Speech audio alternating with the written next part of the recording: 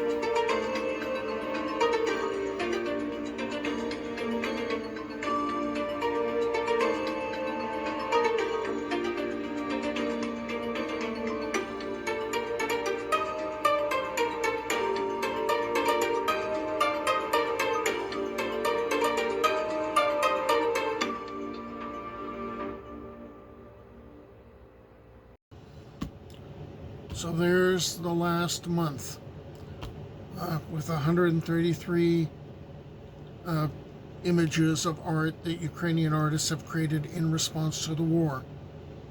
Until the next time, Slava Ukraini!